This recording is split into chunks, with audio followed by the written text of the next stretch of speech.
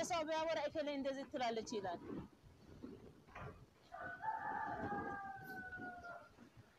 ይሄን በመዝናናት እንኳን ከዚህ በኋላ አታለቅስም አሳርፋታለሁ እግዚአብሔር ይረዳኛል አሳርፋታለሁ እሷን ብቻ አይደለም ብዙ የኢትዮጵያ እናቶችን አሳርፋለሁ እግዚአብሔር በርግጥ ይረዳኛል ብዙ የኢትዮጵያ እናቶችን አሳርፋለሁ በርግጠኛ ይርኮይን ቦሶስ ነጋዲስ ኮጀባ ማናኬቲ ማለን ወላና መጨባ Yoya shamarri kafuune hordoftoonni Saaroon Entertainment biyya keessaf biyya alaa kam jirtu nagaa keessanii anis nagaa waaqayyoof haa galatu egaa akkuma beekamu toora social media kanarratti miira sadiitu deemaa ture torbee kana keessa jechuudha jalqabarratti miira gaddaa miira to'atamuu hin dandeenye akkasumas miira gammachuu sadaffaratti garuu miira mormiitu adeemaati ture jechuudha Ega akkuma beekamu obboleessi keenya kuni jaalala haadha isaatiif qabuu fi oolmaa haadha isaa kallattii kamiif haadha isaa maal akka gooteef mul'isuu fi guyyaa eebbisaatti fayyadameeti kan inni haati koo qoraan baattee haati koo rakkattee beeloftee na barsiiftee nama na gootee tarree fi qixa namaa na dhaabdee haati koo jedhee jaalala haadha isaaf qabu mul'isuudhaaf addunyaa yookiis immoo namoota kumaatama hedduu raajeffachiisee afaan qabachiisee namoonni haadha isaanii gatan illee akkamitti akka garaa isaanii deebi'an illee nama yaadachiisedha jechuudha namni kuni egaa akkuma beekamu namoonni baay'een keenya oolmaa haadha keenya badaa hangas maratti hin goonu nama ta'uu keenyaaf jijjiiramuu keenya malee maal keessa dabarree akka dhufne hin yaadannu jechuudha haa ta'u malee egaa obboleessi keenya kun ofiisaa qoraan dugdatti baatee ofiisaa bakka haadha sanaa yookiis immoo bakka haadha isaa bu'ee ishee immoo ulfinaan qopheesse jechuudha sababiin isaanii waan social media irratti mul'atuu fi waan mul'atu dugda duuba backgroundiin jiru oolmaa guddaadha jechuudha fakkeenyaaf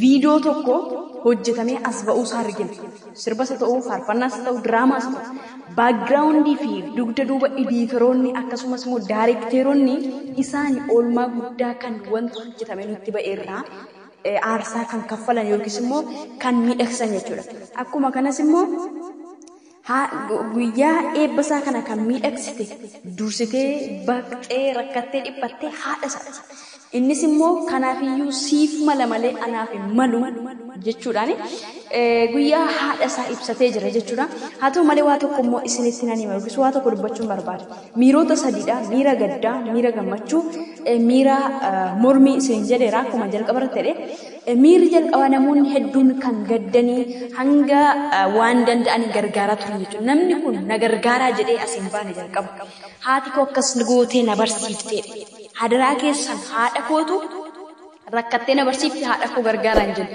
haati koo kana naaf gootee anaan akkan qixa kana ga'u na goote isheedhaaf mala galanni kun haadha jechuun biyya jechuu ta'e walii galayyuu haadha jechuun biyyaadha kanaafiyyuu an akka biyyaattan ishee ilaalaa akkas jedhe tokko miira gammachuu immoo namoonni hedduun gargaaruudhaan akkasumallee namni kunillee hojjetaa mootummaa akka ta'uudhaaf yookiis immoo akka waajjiratti dafee ramadamee hojii eegaluu fi hojii eegalchiisan jechuudha akkasumallee addee Adaanach Abeebellee yookiis immoo kantiibaa magaalaa Finfinnee manni akka kennamuuf kutaan ciisichaa wantoonni manni isaanumaaf ta'u kennamee fi furtuullee laattee fi namoota hedduutu gammade jechuudha.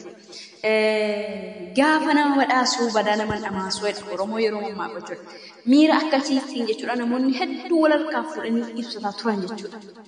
Nama kana jechuudha. Egaa erga obboleessi kuni akkasumallee namoonni garaagaraa asii fachiin interview godhuudhaan nama kana interview taasisaati kan isaan turani interview irrattis namni interview isaa dhaggeeffate deebi'ee morma natti hin fakkaatu jechuudha sadaffaratti garuu qaama mormii yookiis immoo qaama isa mormuutu ka'e jechuudha sababiin isaa namni kun kanaan dura magaalaa Adaamaa irraa yookiis immoo kolleejjii Adaamaa natti fakkaata achirraa eebbifamee ba'ee amma immoo kan Finfinnee isa lammataati eeyyee barumsi hanga gaafa ati biyya lafa irra deemtutti yoo barachuu barbaadde nuu baratta barumsa dhaabbataa hin qabu jechuudha Kanaaf iyyuu egaa namni kunis immoo interview isaa keessatti akka hojjetaa ta'ellee akka eebbifame bahillee dubbatee jira jechuudha. Facebook isaa jalas deemanii soqanii suuraa inni bara eebbifame yookiin bara darbee eebbifame sana baasanii namoonni hedduun akkamitti akkas ta'a diraamaa irratti hojjetee nu nyaattee maalodha akkas jedhanii odeeffannoo akkasiitu darbaa jira jechuudha. Ani wanta isiniin jedhu keessaa tokko jechuudha. Namni kun gargaarameera hojii mootummaas yookiis immoo hojjetaa ta'ee qaxarameera harmeedhaaf immoo hojii argattee akkasumallee mana kennameera jechuudha. Osoo wanta isaaniif ta'e kana isiniif kenname fudhachuudhaaf hawwii qabdu namoonni keessattuu qaamni morme jechuudha. Maaliif kana godha warreettanii? Tole iddoo manni hojjetaa ta'e keessaa osoo isinii bahee hojjechuu dandeessu dandeettiin ramadame sana ni qabdu yoo jedhame muraasa.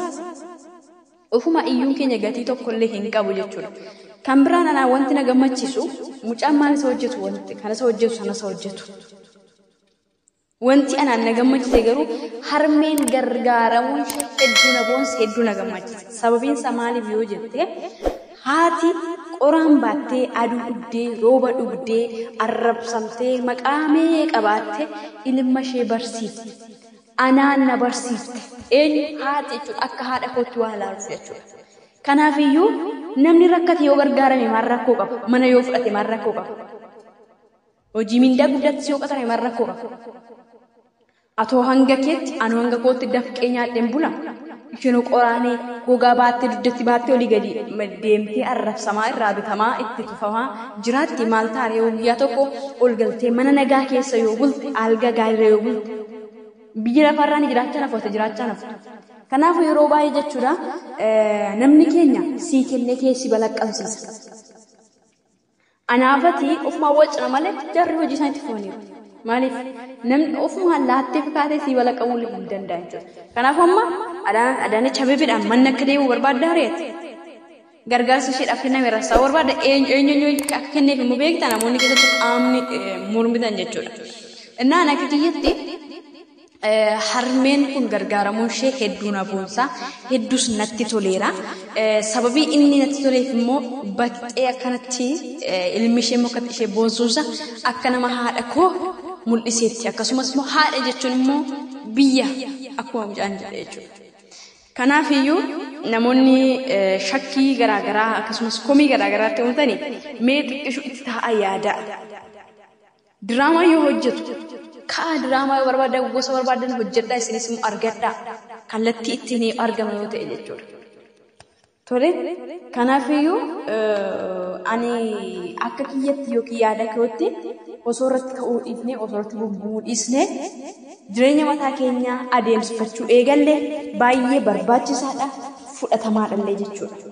Sababiin isaayyuu harmeen kun gargaaramteetti rakkina keessaa baateetti bor immoo jireenya idilee isheetiin of fooyyessee jiraachuu nama dandeessudha. Baga gargaaramte rakkatteetti dhiphatteetti har'amoo baga soofaa gaarii rafte mana gaarii keessas baga rafte. Nama waan taateef anis nama isheenis nama. Kanaafuu diraamaa hojjetee maaliif akkas godhee maaliif akkasitti fudhataa jedhee wantan komii irraa qabu tokkollee hin qabu. Haa ta'u malee namootumti mormitan san mee haadha keessan ilaala. Tarii ati quufarti guddachuu dandeessa. Haadha nyaattee dhugdee algaa gaarii mana gaarii keessa cifteetu si guddisuu dandeessi. Garuu haadholii hiyyeessaa meeqatu akkatti dhiphatee osoo hin darbiniif addunyaa kanarraa darbe. Isaan sanallee yaadu jechuudha. Namni keenya gaafate duutee fi gaafate rakkatte qofa si jaallata jechuudha. Saarraa kanaaf gaafatee jijjiiramtu si hin jaallatu jechuudha. Mucaan kun jechuudha guyyaa jalqaba inni harmee isaa akkatti mul'ise namoota hedduutu jaallate hin dinqisiifatame hin hawwatame namoota hedduutu wal harkaa fuudhe hedduun hin boo'e imimmaan buuse gargaaramee inni jijjiirama biraa keessa seenee erga jijjiirame booddee immoo akkam jijjiiramaadhaan ajandaa soqachuutti kaane jechuudha. Namni immoo hin barata. Bara dhufus yoo eebbifame maal gootu? Bara dhufus yoo eebbifame tokkorra eebbifameera jedhee yookiis immoo barnoota tokko fidheeraree manaa ta'u maaliif kaayyoo fi karoora nama kanaa isatu beeka malee nuti hin beeku. Ganaa waggaadha gara waggaatti baratee eebbifamuu waan danda'uuf osoo harka keenya sassaabannee teenyee dhaggeeffanne barbaachisaadha. Maaliif nama tokkoon immoo waggaa tokko eebbifame waggaa tokko immoo hin eebbifame jechuu hin dandeessu. Kaayyoo fi karoora nama tokkoo murteessuu hin dandeessu. Keessi namaa immoo galaana gadi fagoodha jechuudha. Kanaafiyyuu harmeen kun gargaaramuu isheetti na gammachiiseera. Namoonni ajandaa godhatanii irratti gungumtan osoo qusattanii gaariidha. Harmee rakkattuudha. Harkii harmee dhiphattee barsiifteedha. Baga gargaaramtan jedhan akka kootti. Namoonni itti mufatta yoo rattanii dhiifamaa garuu shakkii fi mamii irratti uumuu osoo dhiisnee barbaachisaadha.